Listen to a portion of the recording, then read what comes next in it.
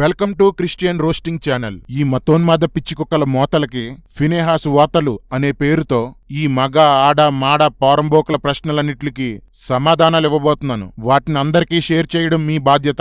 ఈ మతోన్మాద కుక్కలు బైబిల్ మీద మోపే 3 నిందల గురించి ఈ వీడియోలో సమాధానం చెప్తున్నాను. ఈ మతోన్మాదుల్లో మగ ఆడ మాడ అనే 3 జాతులున్నా వీళ్లలో కామన్ గా ఉన్న విషయం ఏంటంటే అందరూ పనికిమాలినోళ్ళు, బుర్ర తక్కువోళ్లే. వీళ్ళంతా చేసే మొదటి ఆరోపణ బైబిల్లో బూతులున్నాయి, స్త్రీ శరీర భాగాలు వర్ణించారు అని వీరంటారు. రేయ్ కుక్కల్లారా, మీ అందరికీ ఒక ఛాలెంజ్ రా. బైబిల్ అంతట్లో దేవుడు ఎక్కడైనా ఒక స్త్రీ శరీర అవయవాలు వర్ణించాడా? బైబిల్ అంతట్లో ఎవరైనా ఒక స్త్రీతో బూతులు మాట్లాడారా? చూపించండ్రా పోరంబోకుల్లారా. పరమగీతంలో సంఘం స్త్రీగా, యేసు ప్రియుడిగా వర్ణించబడ్డారు. 1 కొరింథీ 12వ అధ్యాయంలో కూడా సంఘ సభ్యుల్ని శరీర అవయవాలుగా పోల్చారు. ఉపమానంగా చెప్పబడిన సంఘమనే ఈ స్త్రీలో పురుషులుంటారు, స్త్రీలుంటారు. ఈ సంఘమనే స్త్రీ భాగాలుగా వర్ణించబడింది కానీ పరమగీతంలో ఒక ఆడదాన్ని వర్ణించలేదు. పరమగీతంలో కనిపించే ప్రియురాలు స్త్రీ కానప్పుడు అక్కడ రాయబడిన శరీర భాగాలేవి అవయవాలు కాదు. అక్కడ రాయబడిన ప్రతి అవయవానికి ఒక అర్థం, భావం ఉంటాయి. కాబట్టి పరమగీతంలో బూతులు లేవు. ఇక యెషయా, ఇర్మియా, యెహెజ్కేలు గ్రంథాలలో ఇశ్రాయేలు జాతిని భార్యగా, యెహోవా భర్తగా వర్ణించబడింది. యెహోవాను భర్తగా కలిగి ఉండి కూడా తమ దేవుని ద్వారా ఎన్నో మేలులు పొంది ఒక జాతిగా ఏర్పడి కూడా ఆయనను విడిచి కల్పిత విగ్రహాలను పూజించి వాటికి తమ పిల్లల్ని బలివ్వడం లాంటి హేయ కార్యాలు ఇశ్రాయేలీలు చేశారు. ఇలా వారు చేసిన క్రియలను దేవుడు ఒక భార్య భర్త ఉండగా పరాయి పురుషుడితో వ్యభిచరించడంతో పోల్చి వాళ్ళను గద్దించాడు. ఇలా దేవునికి విరోధమైన పనులు చేసిన వారిలో ఎక్కువ శాతం పురుషులే, కాని ఉపమాన రూపంలో భార్యగా వర్ణించబడింది. ఇశ్రాయేలీల్ని భార్యగానే కాదు, యెరూషలేం పట్టణంగా వర్ణించబడ్డారు. ఆ పట్టణం ఒక స్త్రీగా వర్ణించబడింది. కాబట్టి ఈ భార్య కూడా స్త్రీ కాదు, ఇశ్రాయేలీల జాతి. ఈమె స్త్రీ కానప్పుడు ఆ శరీర భాగాలు అవయవాలు కాదు, జరిగింది శరీర సంబంధమైన వ్యభిచారమూ కాదు. అలాంటప్పుడు ఇందులో ఉన్నది బూత్ ఎలా అవుతుందిరా మగ ఆడ మాడ పోరంబోకుల్లారా? ఇలా ఉపమానంగా వర్ణించబడినవి కూడా బైబిల్లో ఉన్న 31,200 వచనాల్లో కేవలం 20 వచనాలు కూడా ఉండవు. అంతే తప్ప మీ రామాయణంలో స్త్రీలను బూతులతో వర్ణించలేదు. మీ పురాణాల్లో స్త్రీ పురుషుల కలయికను బూతులతో వివరించనూ లేదు. మనస్సాక్షి లేని ఈ మతోన్మాద కుక్కలు సువార్తను ఆపడానికి కావాలని బైబిల్ మీద నిందలు మోపుతున్నారు. ఈ మతోన్మాదులు మోపే 2వ నింద, అబ్రహాము చెల్లెల వరసైన ఆవిడ్ని పెళ్లి చేసుకున్నాడు, లోతు కూతుళ్లతో పిల్లల్ని కన్నాడు, రూబేను పిన్నిని కూడాడు, అమ్నోను చెల్లెల్ని చిరిచాడు లాంటివి తీసుకొని బైబిల్లో వరసలు లేవు, నైతిక విలువలు లేవు అని వాగుతుంటారు. రేయ్ సిగ్గు లజ్జాలేని పిచ్చి కుక్కలారా, మీ దేవుళ్ళు కూతుళ్లను కామించారా? జంతువులను కామించారా? పెళ్లైన స్త్రీలను కామించారా? అలాంటి వాళ్లను దేవుళ్ళు అని నమ్ముతున్న మీరు బైబిల్లో వరసల కోసం మాట్లాడుతున్నారంటే నిజంగానే మీకు సిగ్గు లజ్జ లేదురా. బైబిల్లో వరసలు మీరిన మనుషులున్నారు. వాళ్ళెవరు? మన సమాజంలో ఒకప్పుడు నివసించిన మనుషులే. కూతుర్ని రేప్ చేసిన తండ్రులు, అక్కలతో తప్పు చేస్తున్న తమ్ముళ్ళు, వదినతో వ్యభిచరిస్తున్న మరుదులు సమాజంలో లేరా? ఇప్పుడున్న సమాజంలో వీళ్ళెలా తప్పు చేస్తున్నారో వాళ్ళు కూడా అలాగే తప్పు చేశారు. అందుకు శిక్షలు కూడా అనుభవించారు. కొందరు చంపబడ్డారు కూడా. అది మనుషుల చరిత్ర. ఇందులో దేవుని ప్రమేయం ఏముందరా కామకుక్కల్లారా? నా దేవుడు ఒకవేళ అలాంటి పనులు చేసినా చెయ్యమని చెప్పినా మీరు ప్రశ్నించడంలో అర్థం ఉంటుంది. ఇవి కేవలం మనుషులు చేసిన పొరపాట్లు. తప్పు చేయడానికి నా దేవుడు మనిషి కాదు, మీ దేవుళ్లాంటి కామందుడు కాదురా. బైబిల్లో వరుసల కోసం ఎంత స్పష్టంగా ఉందో చూడండి. లేవియకాండం 18వ అధ్యాయం 5వ వచనం నుండి 23వ వచనం వరకు. సరిగ్గా చూడరా కర్రీ.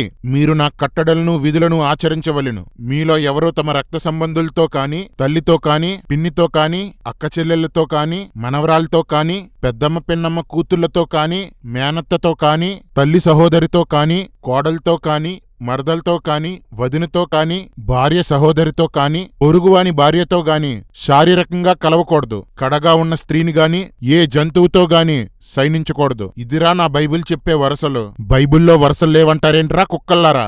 వీటిని మీరిన రూబేను యాకోబు పెద్ద కొడుకుగా అతనికి రావాల్సిన గోత్రపు హక్కును కోల్పోయాడు. లోతు సంతానం దేవుని ఏర్పాట్లో లేకుండా పోయింది. అమ్నోను చంపబడ్డాడు. అబ్రహాము విగ్రహారాధికుడిగా ఉన్నప్పుడే పెళ్లి చేసుకున్నాడు కాబట్టి అది అప్పటి కాలపు సమాజంలో వారికి తప్పు కాదు కాబట్టి దేవుడు వారిని శిక్షించలేదు.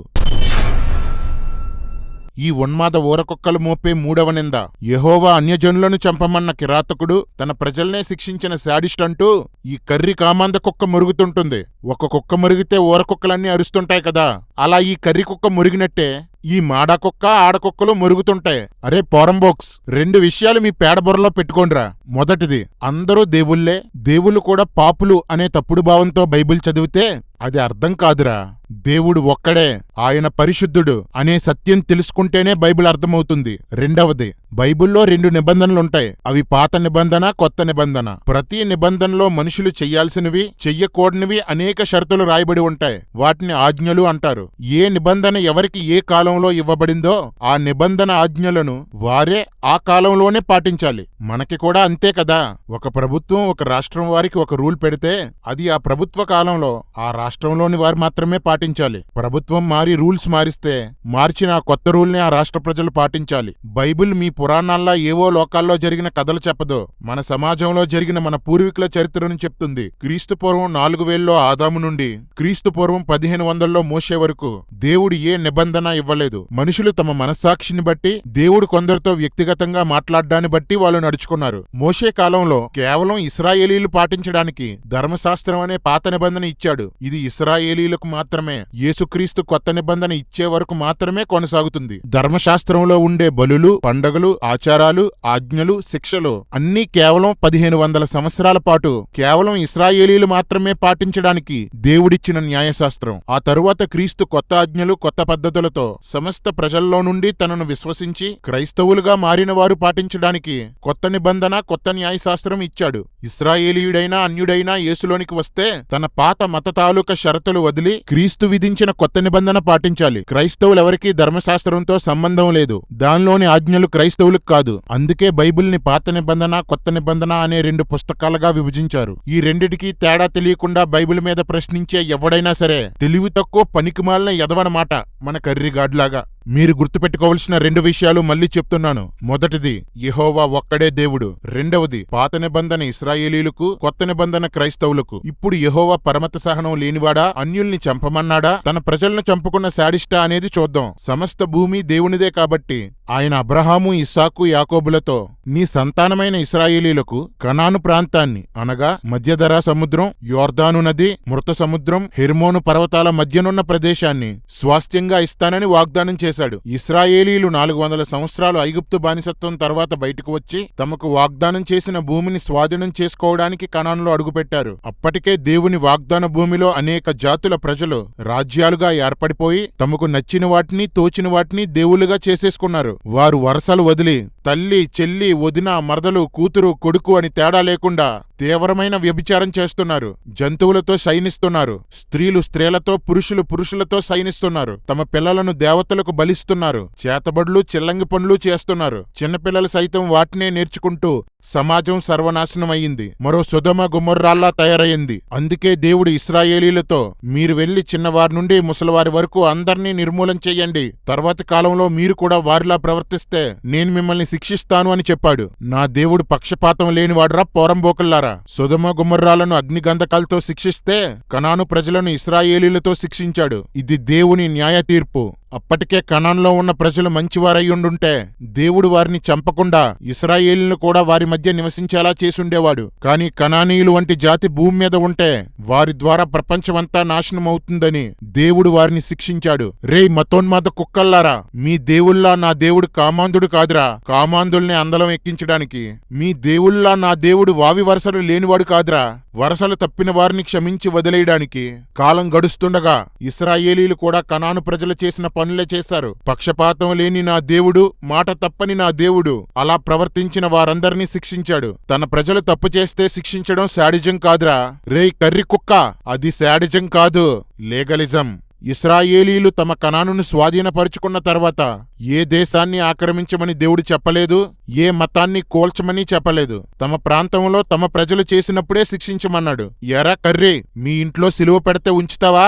నా గోడ మీద జై శ్రీరామ్ రాస్తే నేనుంచుతానా? అలాగే ఇది కూడా ఇశ్రాయేలీల వ్యక్తిగత విషయం. ఇవన్నీ కేవలం ఇశ్రాయేలీలకు ఇవ్వబడిన ఆజ్ఞలు. ఇక కొత్త నిబంధనకు వస్తే క్రైస్తవులకు ఏం చెప్పాడు?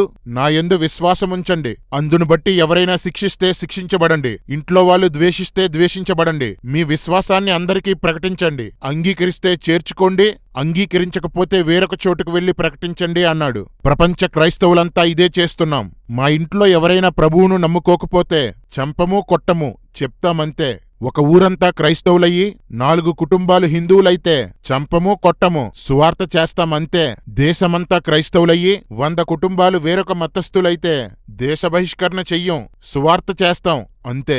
మీలాంటి కొందరు ముస్లింలాంటి మతోన్మాదం మాకుండదు. ఎందుకంటే మాది మతము కాదు, మా దేవుడు ఉన్మాది కాదు. ఇప్పుడు దేవుని ప్రజలమైన మేమంతా పాటించాల్సింది కొత్త నిబంధన. పాత నిబంధన కాలం చెల్లిన ధర్మం. ఈ 3 నిందలకి నేనిచ్చిన సమాధానంలో మీ 300 ప్రశ్నలకు జవాబులున్నాయి. అయినా సరే మీ ప్రతి ప్రశ్నకు విడివిడిగా బల్యాలు దించుతాను. రెడీగా ఉండండి.